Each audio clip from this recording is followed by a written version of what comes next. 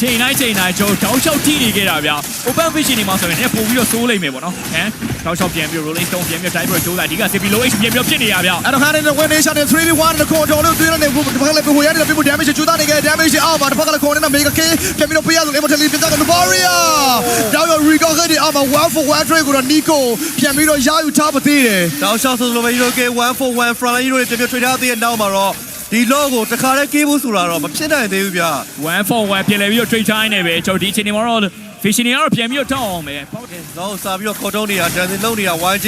တော့ဒီခေါက်မှာလည်း Varia Sphere ပေးတဲ့ Kushero Shero K ဘယ်နေချာ nature hacker ပြပေးတာမှဆိုမှ slap တူပဲဟိုမှာထွက်ပြီးတော့ဆွဲခေါ်ထားသေးတယ်ဗျာ front line control ဘာတွေမှာ down shot ပဲဘာချာ rolling stone လေးပြန်ပြီးတော့ပေးထားတယ် total pieces လေးပြန်ပြီးတော့ light steam breaking နဲ့ရှိနေစေပဲဆိုပဲတစ်ဖက်ကပေးတဲ့ damage ကိုခံစားဖို့ဆိုတော့ long range band တွေမှာရိုင်းသိပြီးတော့ stage ကိုလည်း angel hacker နဲ့ light နဲ့ loss damage တွေကြားမှာ Phobia Taway different force in the 5% 1 the control in the back line Titus right slap and Varia echo တော့ damage တွေအောက်မှာတစ်ဖက်ကလည်း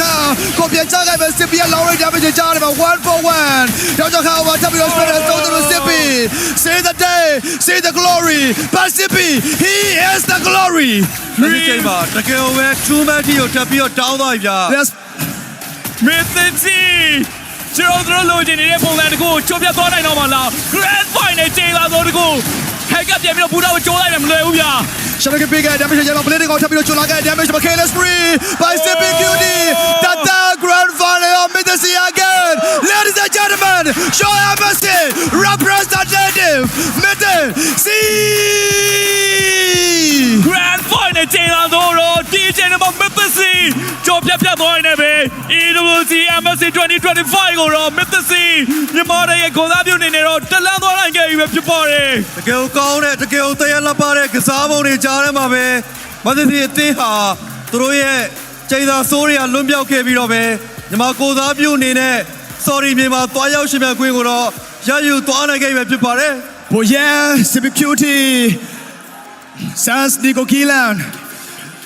Con oh my god Oh man. my god See the day see the glory today is the day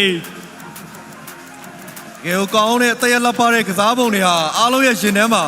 နော်ကျွန်တော်ဆွဲကြံနေမှာဖြစ်ပါတယ် movement တွေကတော့ကျွန်တော်တို့တကယ်ကိုကျွန်တော်ကောင်းမွန်နေခဲ့တဲ့ movement တွေလို့ပဲပြောရမှာပဲဗျ